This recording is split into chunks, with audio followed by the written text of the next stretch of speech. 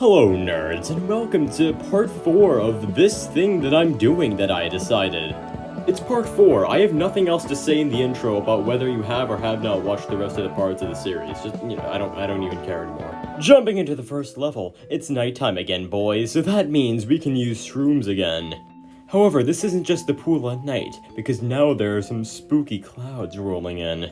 The fog means we can't see where the zombies are coming from, just like how I can't see where you're coming from when you tell me that pineapple belongs on pizza. So you may be wondering what Shroom does, and let me tell ya, he's the best plant in the entire game. Haha, just squidding. He's like a puff shroom, but in the water, and with a really slow recharge, which just takes away everything good that puff shroom had going for it. So, screw you, Shroom, even though you're cute. But from the depths of the fog, a figure appears.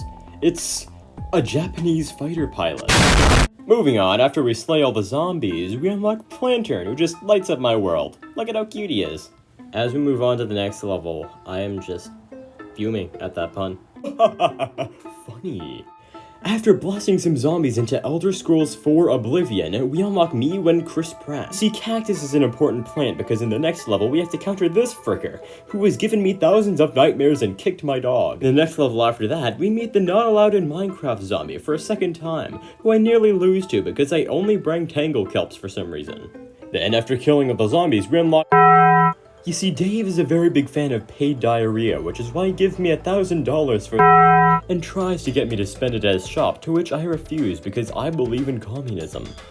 Anyway, the next level is Vase Breaker, in which I smash vases in a similar fashion to that of how I smashed your mom last night. And after some violent corpse defying, we meet a new plant face to face. Literally. But Split Pea, despite appearances, will be very important in the next level because we'll have to use him to fight Redditors, who emerge from underground once in a while to touch grass. After destroying Funny 69 Chungus, we unlock the star of the game. Literally, before continuing on our zombie-destroying path of destruction.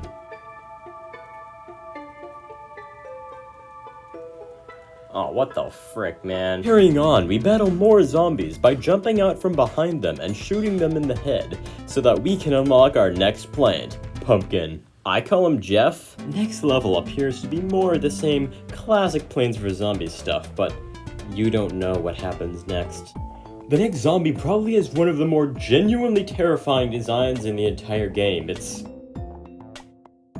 a hippie. Unlike Pole Vaulter Zombie, this guy will just hop over literally everything without any limit to how far he can jump. But luckily, he gets vehicularly manslaughtered instead of just jumping over the lawnmower, which means I don't have to deal with him anymore.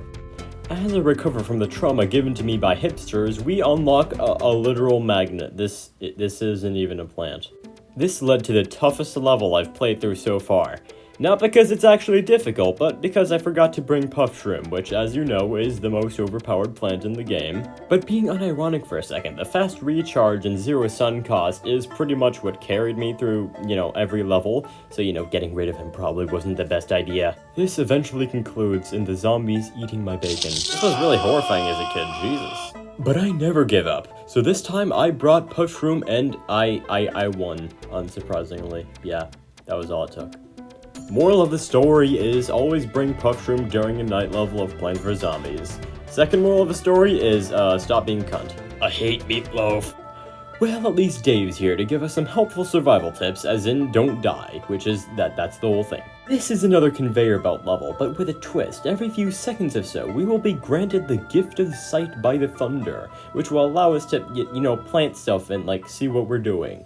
This level is kinda difficult because, you can't really see what you're doing, and you occasionally plant plants in the wrong spaces, but, other than that, it's about as easy as any of the other ones. It's just kind of anxiety-inducing sometimes, so, that's a big plus. But this is one of the more difficult levels of Plains for Zombies, so my tip is just put a Split Pea or, any attacking plant in literally any lane, and then you'll be fine. I prevail through the thunderstorm and unlock a green dude, and we will explore what the green dude does in the next episode. So see what happens then in 3 months or so when I procrastinate and forget to edit the video even though I already had it recorded for a month.